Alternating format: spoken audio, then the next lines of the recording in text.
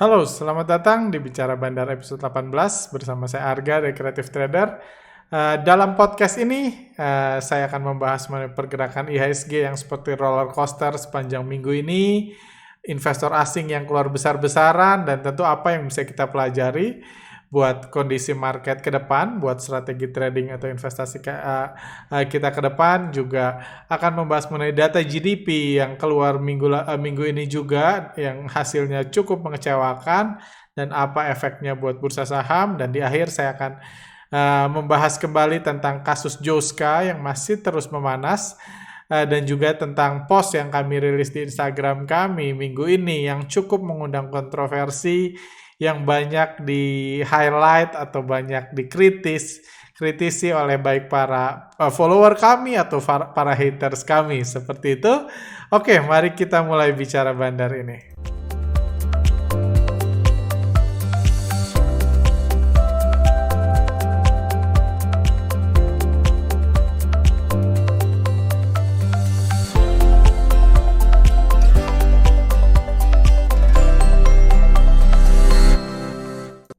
Oke, kalau kita lihat ini pergerakan IHSG minggu ini, kita lihat IHSG-nya sendiri bisa dibilang nggak kemana-mana.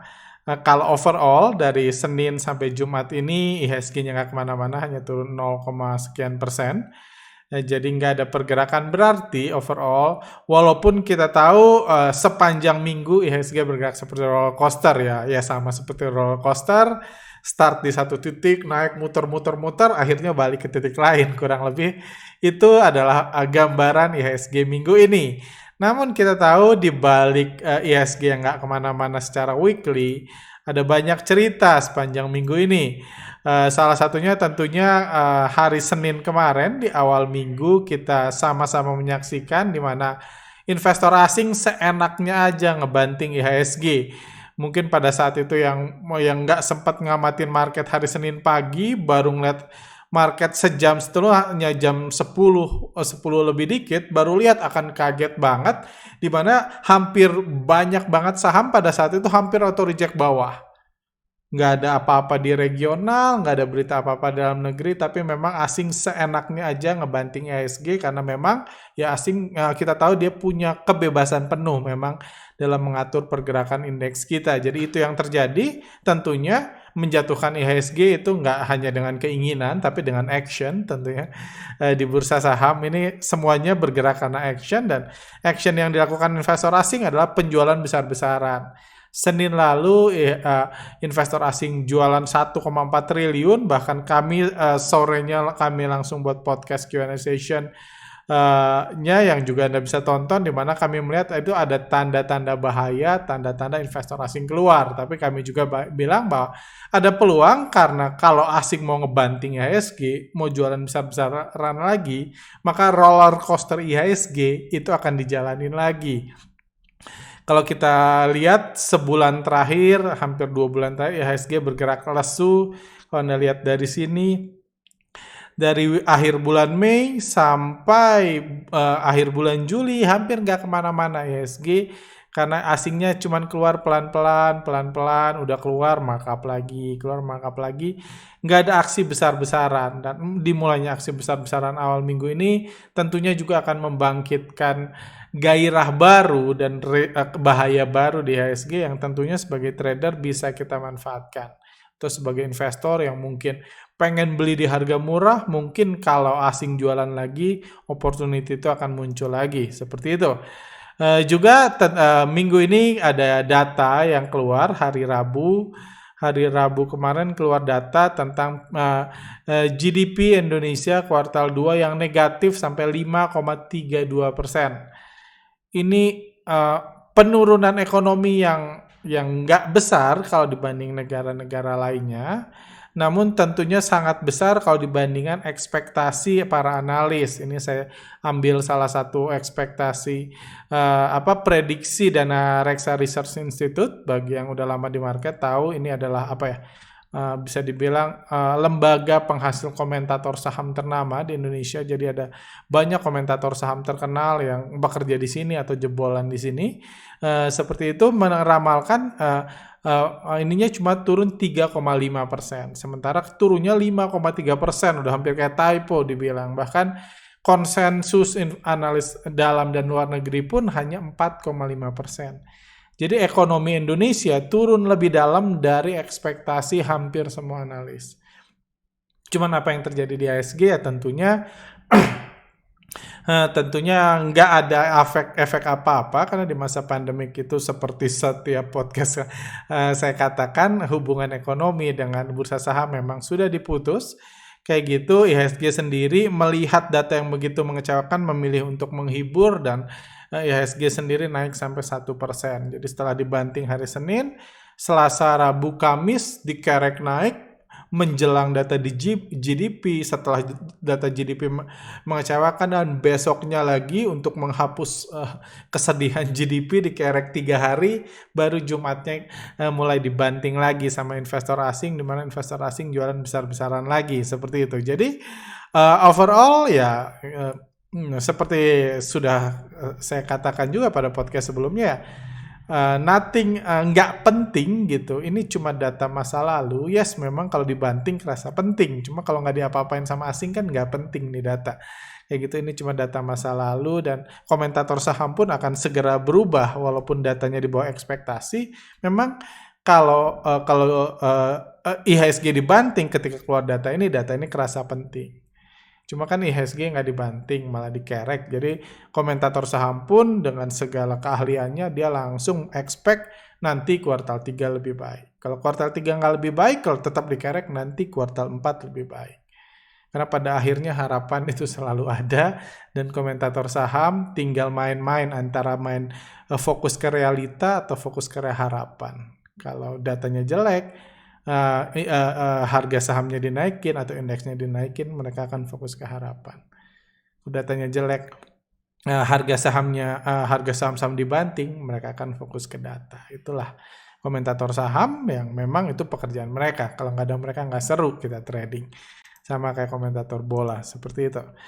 Jadi overall kita ini juga menegaskan bahwa sudah nggak, kalau kita cuma mau trading, nggak mau jadi komentator saham, fokus kita udah lupakan aja kondisi ekonomi, fokus kita lebih melihat yang lebih penting. Yang lebih penting adalah nanti kita bahas juga adalah investor asing yang mulai semakin keluar, semakin lama semakin banyak keluar dan semakin mengkhawatirkan. Terlepas ekonomi yang mungkin akan membaik kuartal 3 nanti, membaik kuartal 4 atau yang lainnya, tapi itu yang lebih penting. Itu yang kalau saya pribadi itu fokus saya. Kayak gitu, selama nggak ada rusuh, itu no problem. Untuk COVID sendiri, krisis COVID sendiri, saya akan terus bahas COVID di setiap minggunya untuk mengingatkan Anda bahwa krisis ini belum berakhir. Ini data terakhir, rata-rata 7 hari. Rata-rata 7 hari, rata-ratanya sekarang per harinya ada 1.836 yang positif COVID dan 15% positif rate.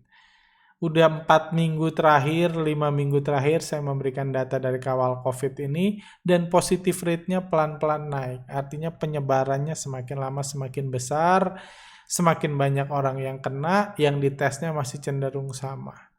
Seperti itu. Nah, pelan-pelan naik, jadi resikonya kembali lagi saya ini jauh lebih besar sekarang daripada bulan Maret lalu ketika kita di rumah aja. Bulan Mei, bulan Juni, Juli sekarang jauh lebih besar. Minggu lalu pun di podcast minggu lalu positif rate-nya masih 14-an, sekarang 15-an. Tapi terlepas dari itu, Indonesia disusul oleh Filipina di Asia Tenggara dengan kasus terbesar COVID-19.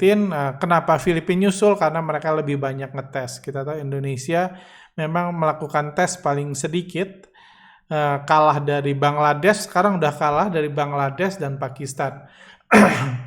Jumlah tes per 1 million population-nya ini peringkat 25 besar. Kalau Anda lihat, kenapa Indonesia di sini? Kemungkinan karena cuma 6.075 yang dites per 1 juta orang, sementara Amerika 192.000 kayak gitu. Jadi inilah ininya. Bahkan India yang jauh lebih miskin pun tesnya jauh lebih besar, 16.000 orang, walaupun penduduknya 1 miliar 16.000 orang. Jadi resiko masih tetap besar, kita harus sangat hati-hati seperti itu. Dan tentunya kekhawatirannya lain adalah Filipina minggu ini memutuskan untuk melakukan lockdown kembali. Filipina negara yang di Asia Tenggara, karena ada second wave-nya cukup besar, mereka memutuskan untuk lockdown kembali. Kita nggak tahu apakah Indonesia akan memasuki fase itu lagi ketika peningkatannya terus bertambah, atau memang tutup mata aja dengan membatasi jumlah tes dan kita akan terus tertinggal dari negara lain. Kita nggak tahu, cuma ini resiko yang at least bagi kita yang mungkin punya bisnis, punya itu harus dipertimbangkan. Harus dipertimbangkan. Ya nggak, gimana reaksi Anda ya silahkan Anda putuskan sendiri. Saya akan coba share informasinya aja. Informasi lain yang kita dapat minggu lalu di Bandung, saya juga kalau nggak salah tadi saya dengar wawancara Pak Erick Thohir. Pak Erick Thohir juga bilang uji coba vaksin Sinovac yang heboh bulan Juli lalu ketika farmasi dan saham ibu kos lagi digoreng, itu belum mulai sampai saat ini. Pak Erick bilang kemungkinan targetnya akan mulai bulan September. Targetnya nggak tahu, sekarang masih dicari orangnya. Masih ada daftar, nggak tahu cukup atau enggak, nanti akan diuji, mungkin bulan September akan dimulai. Mudah-mudahan nggak undur lagi. Kenapa mudah-mudahan nggak undur? Karena di Brazil, pusat dari uji coba vaksin Sinovac itu udah mulai dari tanggal 20 Juli lalu. Saya tadi sempat googling media Brazil, juga itu udah dimulai sejak 20 Juli lalu, sudah dimulai. Kita September aja belum ini. September aja belum beres. September aja belum tentu mulai, sementara ini 20 Juli sudah dimulai. Targetnya 6 bulan, tesnya mungkin bisa lebih cepat. Cuman akhirnya sama aja, berarti kuartal pertama nanti kalau berhasil, di mana di podcast sebelumnya saya katakan dari vaksin-vaksin sebelumnya ada 20% kemungkinan berhasil di fase 3, jadi kalau itu berhasil mungkin sudah dicoba. Cuman untuk apa Indonesia ngetes, jadi saya bingung. Kalau di Brazil udah berhasil, saya rasa dalam kondisi kayak gini semua akan nyoba, semua akan produksi. Orang Indonesia masih ngetes ketika mungkin orang Brazil sudah mulai memproduksi, seluruh China memproduksi. Kalau gagal pun ya di Brazil pun jumlah sampelnya lebih banyak.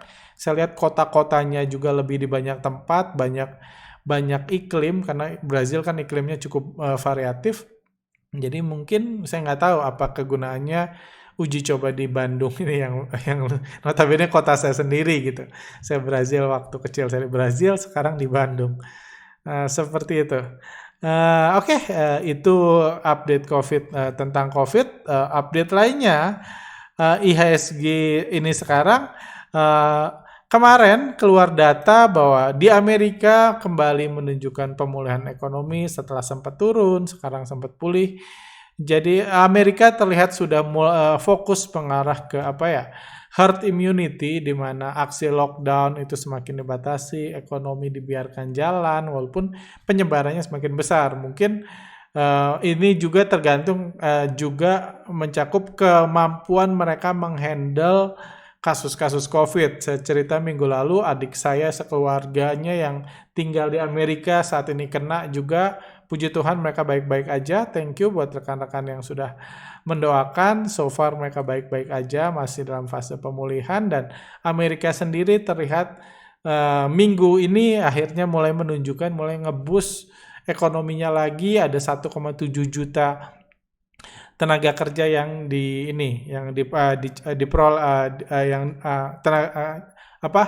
lapangan kerja baru yang dibuka di sepanjang bulan Juli ini, seperti itu. Cuman menariknya, terlepas dari data yang bagus, Dow Jones kemarin turun. Saya lupa turun 0,2% atau berapa. Dow Jones kemarin turun. Jadi ini juga sesuatu yang menarik menurut saya, karena selama 4 bulan terakhir saya selalu mengatakan hubungan ekonomi dengan bursa saham itu sudah diputus. Sudah diputus artinya nggak ada hubungan. Kita nggak usah lihat lagi ekonomi, fokuslah trading. Karena data bagus, kadang naik, kadang turun, karena nggak ada efeknya. Kayak gitu. nggak ada hubungannya lagi. Dan cuman sekarang eh, terkesan ada apa ya?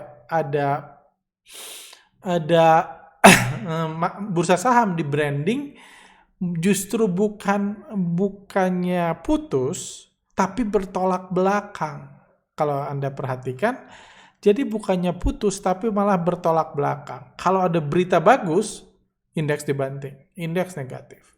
Berita jelek kayak Amerika ekonominya turun 0,32% kuartal 2. Harga sahamnya seminggu itu naik banyak seperti itu. Jadi ada kecenderungan seperti itu. Dan tentunya ini akan menyusahkan kita karena artinya apa? Kalau ekonomi recover artinya apa nih? Apakah bandar mau ngebanting di kala ekonomi recover gitu? Karena kita tahu ini juga akan menyulitkan ke depannya karena kita tahu alasan kenapa bandar bisa naikin harga saat ini karena banyak dana segar yang masuk. Berarti jangan-jangan ketika ekonomi recover bandar nggak mau dana segar itu keluar malah dibanting. So far memang recovery ekonomi masih jauh dari pulih, jauh dari sehat, jauh dari level 3-4 tahun terakhir. Cuman itu kekhawatiran yang mungkin kedepannya bisa semakin kita cerna, semakin kita lihat apakah akan dibalik.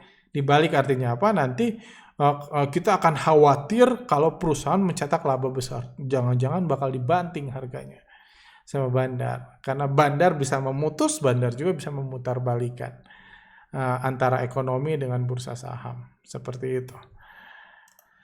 Itu kekhawatiran saya untuk IHSG sendiri. Kita lihat IHSG keluar, asingnya keluar sangat banyak. Kemarin juga keluar sebanyak 1 triliun lagi, tapi 1,07 triliun, tapi mayoritas memang dijual di saham tower. Tower yang tiba-tiba diguyur, tapi ya jadi nggak menandakan bahaya di banyak saham karena hanya tower yang diguyur hari Jumat lalu. Tapi tentunya saya pribadi melihat kondisi IHSG kayak gini, pertama saya mensyukuri roller coaster IHSG jalan lagi, volatilitas besar jalan lagi, jadi kita sebagai trader bisa memperoleh keuntungan juga di saham-saham blue chip. Puji Tuhan, minggu ini pun karena dibanting hari Senin lalu, saya mencatatkan kinerja cukup oke di trading saya sepanjang minggu ini. Seperti itu, cuma saya melihat kondisi kayak gini, saya akan ikut textbook foreign flow aja, saya prediksi IHSG minggu depan akan kembali turun, tapi saya juga memprediksi IHSG akan bergerak seperti roller coaster sepanjang minggu ini. Mudah-mudahan itu terjadi. Jadi kita bisa mengambil kesempatan di saham-saham yang turun banyak, yang nggak dijual asing, itu bisa memperoleh kesempatan. Saham-saham, kalau kita lihat saham-saham blue chip masih variatif. Ada BBRI yang ya kelihatan ya belum ada aksi jual lanjutan, setelah aksi jual banyak hari Senin. BBCA belum kemana-mana. Juga ASII yang cukup menarik, ada inflow 3 hari terakhir, tapi ya tetap juga belum menarik kalau untuk saya beli sekarang. Apalagi ya, misalnya HMSP, saham yang besar-besar, ini masih terus dijual asing.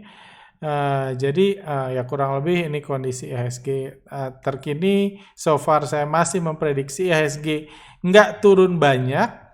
Kalau turun pun nggak turun banyak, tapi saya berharap, kan prediksi itu seringkali diserap di ini harapan, saya berharap IHSG akan bergerak seperti roller coaster, karena bagaimanapun kalau asing mau jualan besar-besaran di bursa kita, sahamnya harus dibuat atraktif, harus dibuat naik turun. Kayak gitu, harus dibuat seperti roller coaster, seperti yang terjadi di awal-awal masa COVID. Seperti itu, kami pun sudah melakukan survei minggu lalu, dan mayoritas, at least follower Instagram kami, lebih berharap IHSG bergerak kayak roller coaster, di mana bahaya meningkat tapi IHSG kayak roller coaster, daripada bahaya berkurang tapi IHSG diam aja kayak sebulan terakhir. Jadi itu harapan mungkin mayoritas dari kita, karena ya kita nggak, ya tentunya harapan kita semua adalah asing masuk, IHSG naik, itu harapan kita.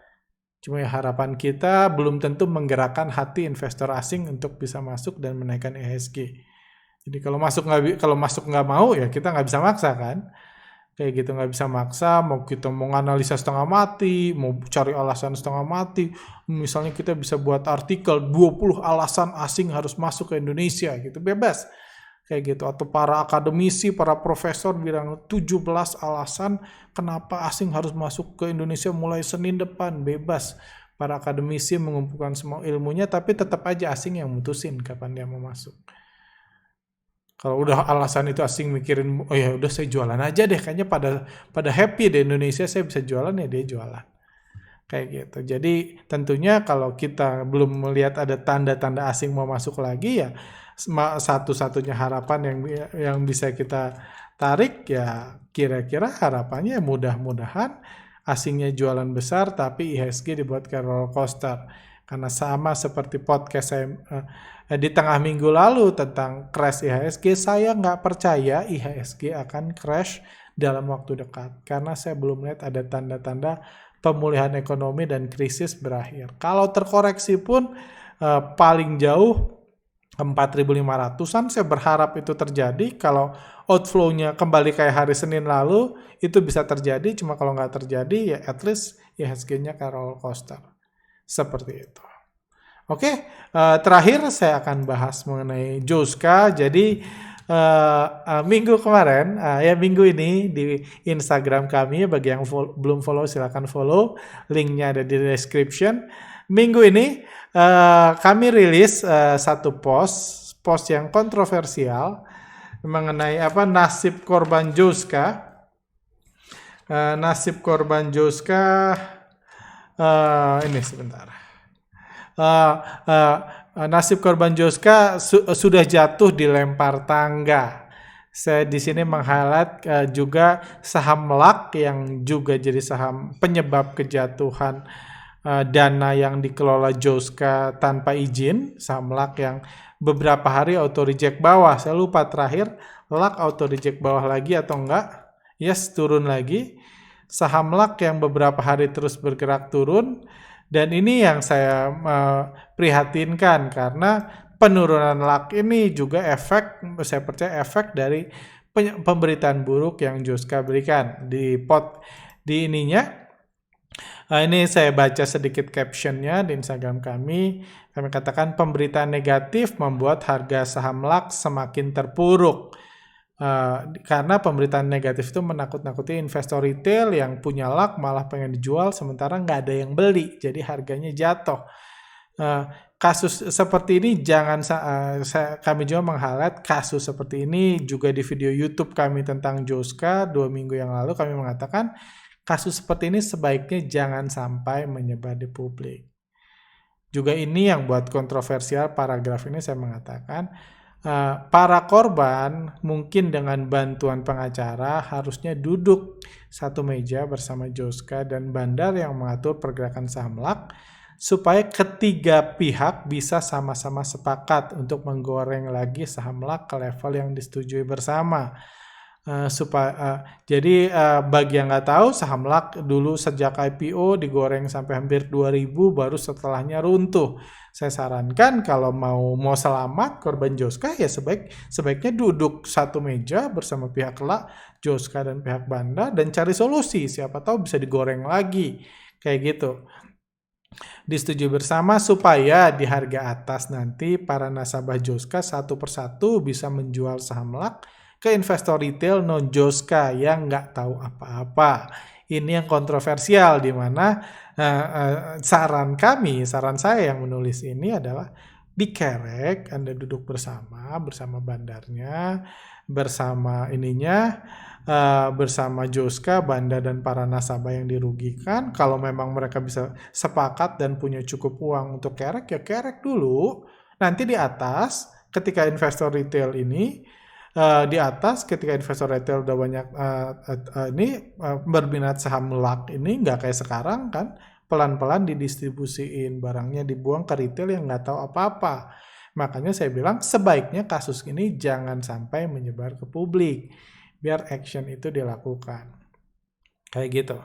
Juga terakhir, cuman ya tentunya nasi sudah menjadi bubur. Kondisi saat ini akan jauh lebih sulit Dalam kondisi saat ini akan jauh lebih sulit menggoreng saham LAK dan menjualnya ke investor retail di harga atas supaya kerugian nasabah Joska bisa diminimalisasi.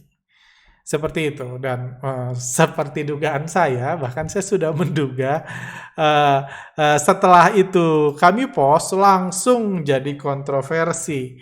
Langsung jadi kontroversi karena ada yang bilang saya mengajarkan hal yang jahat, malah mencelakakan retail, dan lain-lain. Kayak gitu, dan saya ngerti, dan saya akan coba dulu jelaskan alasannya kenapa saya menulis post itu. Alasannya pertama, karena saya ngerasa mengajarkan saham itu biasanya bukan cuma saham, investasi, finance, itu biasanya dari sudut pandang profit.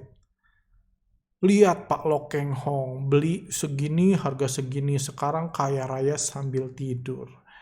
Tidur aja ikut kaya raya. Lihat Warren Buffett, lihat itu. Biasanya orang mengajarkan investasi dari sudut pandang profit, sudut pandang cepat kaya, mudah kaya. Anda tinggal pencet-pencet di HP aja, Anda jadi financial freedom. Itu yang biasa diajarkan orang. Memang dalam teori marketing, bahkan teori psikologis, itulah cara terbaik untuk menjual produk investasi, menjual seminar, menjual stock pick dan lain-lain yang berhubungan dengan keuangan dengan meng-highlight keberhasilan seseorang atau self-proclaim, meng-highlight screen cap pribadi dan lain-lain supaya orang ngerasa gue bisa cepat kaya kalau ikut dia. Itu dalam teori finansial, teori marketing produk finansial atau ya yang berhubungan dengan saham biasanya seperti itu. Cuma saya nggak mau melakukan kayak gitu. Sejak awal saya nggak mau. Kenapa?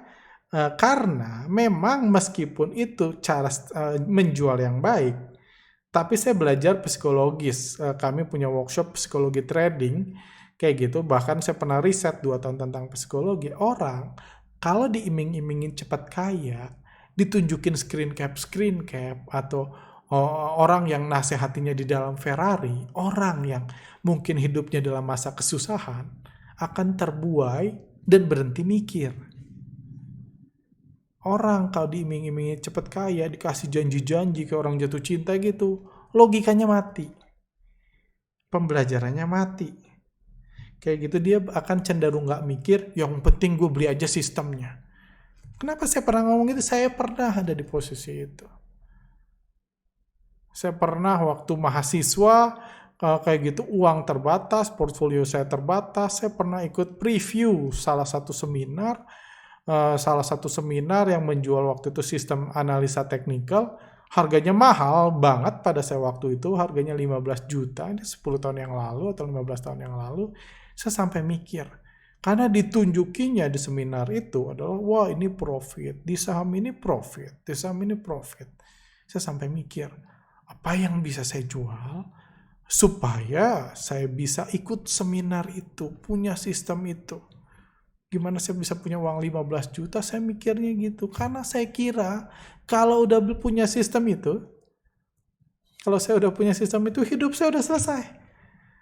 Saya tinggal ikutin sistem itu, tinggal pencet-pencet aja. Saham naik sendiri yang saya beli.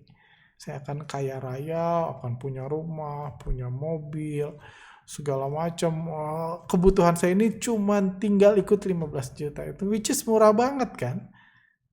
Saya nggak usah kuliah, nggak usah kerja, nggak usah ngapa-ngapain, tinggal beli sistem itu aja 15 juta. Kalau saya mikir sekarang, kalau saya mikir logis, itu saya lagi dibego-begoin. Mana ada cara hidup seperti itu. Kayak gitu. Logika saya nggak jalan. Kenapa orang tua saya nyekolahin saya? Karena saya harus belajar, bekerja keras, step by step. Cuma karena dibuai seperti itu, orang biasanya nggak percaya. Kepanjangan. Jadi itu sebabnya saya mengambil sudut pandang yang lain. Cara yang lain dengan cara menakut-nakuti. Kayak ini, saya bilang bahwa harusnya Joska sama Bandarnya kerjasama ngegoreng sahamnya ke atas lagi, saham LAK, terus jual ke Anda-Anda yang nggak tahu apa-apa, yang belum jadi korban LAK, nanti dikerek supaya Anda yang jadi korban LAK. Kesannya jahat memang, cuma bagi yang baca, Anda akan melihat, wah ini bahaya nih, kurang ajar nih Pak Arga ini. Kenapa saya menakut-nakuti? Karena orang yang takut akan hati-hati, akan aware, akan berpikir kayak gitu. Nggak akan mikir bakal cepat kaya kan, akan defensif. Itu yang saya harapkan dari Anda dengan mempost itu. Itu satu. Kedua, apakah maksud saya jahat? Ya kalau saya jahat, saya nggak kasih tahu Anda lah. Kalau saya jahat, ya saya nggak post ini kalau maksud saya jahat. Penipu mana yang metode penipunya dikasih tahu di ini kan? Penipu mana yang metode menipunya dikasih tahu di umum. Saya bukan hanya memberitahu korban Joska, tapi yang bukan korban Joska pun ikut tahu. Wah ternyata gini ya strateginya. Iya kan? Masa saya kasih tahu ini ke Anda? Kalau saya mau, saya bisa. Seperti saya bilang, saya nggak kenal dengan CEO-nya Joska, Pak Akar. Saya nggak kenal, tapi saya yakin dunia finansial sedikit segitu-segitu aja. Dunia fintech pun nggak banyak orangnya. Beberapa saya kenal, jadi saya dengan mudah bisa dapat kontak beliau. Kalau saya punya ide ini, saya bisa datangin beliau. Daripada heboh, mending kayak gini. Mending ini kita duduk bersama-sama, seperti saya bilang, Anda nggak usah tahu. Karena Anda lah yang akan diincar sebagai korbannya. Masa saya kasih tahu ke Anda? Kayak gitu kan. Jadi itu, kembali lagi. Dan ini terlihat jahat juga karena Anda tahu behind the scene-nya. Karena saya menggambarkan behind the scene-nya. Seperti itu. Saya kasih tahu ini perusahaan yang nggak tahu ngapain, nggak terlalu jelas, perusahaan yang apa ada, yang seadanya banget, dividennya 5%, saya kasih tahu, terus digoreng buat dibuang ke Anda. Jadi nasabah Joska yang ruginya bisa diminimalisasi karena jualnya ke Anda. Karena Anda tahu itu, kesannya jahat. Kesannya bursa saham kejam, kesannya penipuan. Cuman kan biasanya Anda nggak tahu. Asal Anda tahu, saya cukup yakin hari ini, seminggu, 2 minggu terakhir, ada saham yang menurut saya, kalau secara profil dia lebih parah dari LAK, lagi digoreng-goreng. Oleh salah satu ini yang sedang dalam masalah, lagi membangkitkan harga sahamnya, mungkin mereka mau keluar, lagi digoreng-goreng. Menurut saya lebih parah dari LAK perusahaannya, lagi digoreng-goreng. Ada yang merasa tertipu? Nggak ada kan? Nggak ada yang merasa tertipu. Yang ngerasa, wah ini saham ini lagi bullish nih, lagi breakout, lagi golden cross. Cuma itu yang Anda rasakan. Wah, gua kalau beli bisa kaya nih, kayak gitu. Nanti mungkin ketika nasabahnya pelan-pelan udah keluar, Anda yang beli, udah itu jatuh, parkir, Anda, aduh lagi bearish sekarang. Udah bullish kan bearish, lagi bearish, aduh nyangkut. Anda nggak ngerasa ketipu kalau Anda nggak tahu. Jadi tentunya Anda bisa menilai sendiri. Saya tahu saya nggak akan pernah merubah sudut pandang haters. Tapi bagi Anda yang mungkin masih in the middle, Anda bisa melihat sendiri. Maksud saya tentunya bukan jahat dengan memposting kayak gini. Karena itu bisa terjadi dan sedang terjadi di beberapa kasus saat ini. Kalau Anda nggak tahu, Anda nggak ngerasa ditipu. Anda cuma ngeliat, wow sahamnya terus naik nih, terus dikerek, Anda happy-happy aja kan. Terus nyangkut ya sialan nyangkut. Udah. Gak ngerasa ketipu, gak ngerasa ini. Itu yang terjadi di bursa saham. Selanjutnya kayak gitu. Dan tentunya, apalagi yang mau saya bahas. Dan seperti saya katakan, bursa saham itu tempat adu pintar kan. Tempat adu pintar, di mana ya Anda harus pintar. Itulah tujuan saya mengedukasi ini. Dan saya juga fungsinya mau mengedukasi, saya mau jadi orang yang fokusnya fokusnya mengajarkan yang ngomong yang pahit-pahitnya juga. Kalau perlu yang pahitnya doang pun nggak apa-apa. Karena saya tahu YouTube, channel, semua udah fokus nge-highlight profit. Anda kalau pengen profit, pengen fokus ngelihat profit, ngelihat masa depan yang indah, silahkan ikut YouTube yang lain. Mungkin setelahnya Anda merasakan realitanya, baru Anda dengar saya. Tapi silahkan, saya nggak pernah menghalangi Anda untuk belajar apapun. Karena menurut saya harus balance, biar orang tahu opportunity dan tahu risk. Percuma cuma tahu opportunity-nya doang, nggak tahu risk. Jadi orang yang ini kan, yang sama kayak korban luck ini, korban Joska ini, cuma tahu profitnya doang.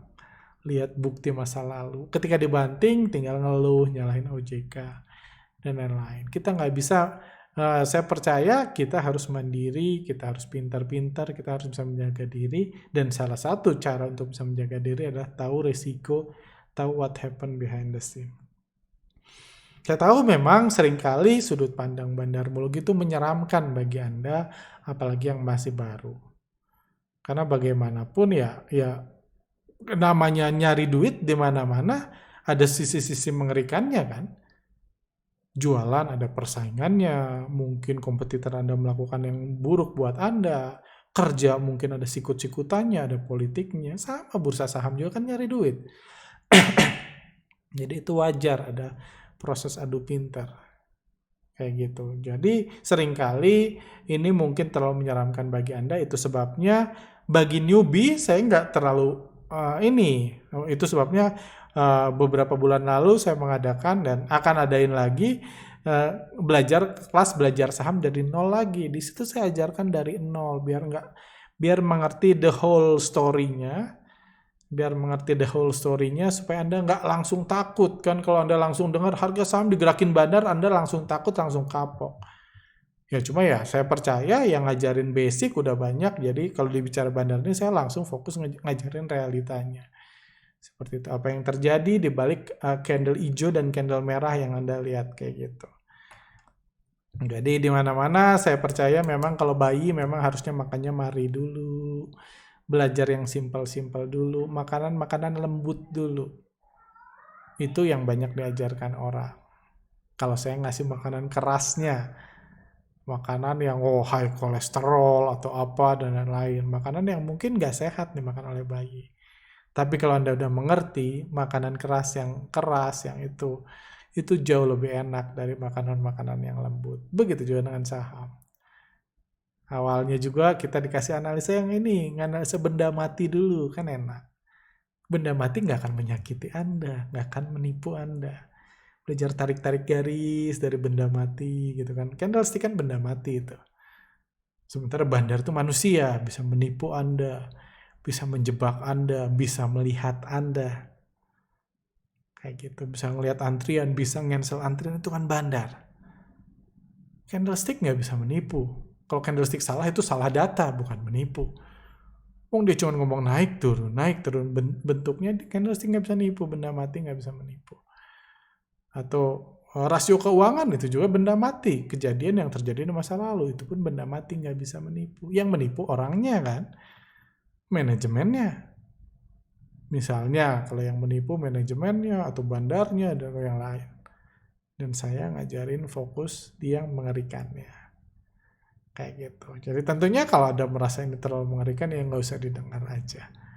Seperti itu. Cuman yang saya mau saya highlight dalam ini bahwa maksud saya tetap baik walaupun saya nge-framing beritanya seakan-akan saya jahat supaya Anda lihat, Anda aware dan Anda hati-hati. Karena kalau saya mau jahat, kerjaan saya mikir strategi, mikirin mana. Kalau saya mau jahat saya nggak post inilah. Kayak gitu. Saya goreng-goreng, misalnya saya hubungin Joskanya atau nasabahnya, saya DM satu-satu, yuk kita sama-sama datengin akar, nanti kita naikin, udah itu kita distribusi, nanti saya broadcast di channel, saya iklanin di YouTube biar Anda beli luck semua, saya buat alasannya, gampang buat alasan positif, nanti kita bisa jualan, Anda kasih komisi ke saya. Itu yang saya lakukan, nggak usah bilang kayak gini. Karena kalau dinaikin aja buat apa? Kalau mereka tetap nggak bisa keluar, malah harus ngasih dana lebih kan. Jadi bagaimanapun, kalau mereka mau jual harus ada yang beli. Yang beli siapa? Kalau mengharapkan asing tentunya nggak bisa. Siapa juga yang mau beli luck asing? Bandar lain nekat nyari ribut sama orang besar. Mending nyari ribut sama orang kecil. Kayak gitu. Itu realita yang ada di market. Mudah-mudahan Anda bisa menerimanya. Kalau terlalu keras, kamu kan terlalu keras, stay be free untuk unsubscribe atau belajar di yang lain, belajar yang lebih indah-indah yang fokusnya ke profit, no problem. Cuman seringkali banyak juga di workshop yang kami adakan, setelah belajar banyak, akhirnya mereka menyadari bahwa ya nggak seindah yang diajarkan. Makanya belajar yang menakutkannya ke kami. Seperti itu. Oke, thank you buat rekan-rekan yang sudah menonton. Bagi yang punya pertanyaan, komentar, silahkan tulis di kolom komentar di bawah. Nanti di Q&A session besok besok atau lusa akan saya jawab pertanyaan-pertanyaan Anda. Seperti itu. Juga ada pertanyaan dari minggu lalu pun akan coba saya jawab di Q&A session selanjutnya. Oke, stay healthy buat rekan-rekan. Sampai jumpa di lain kesempatan. See you next week.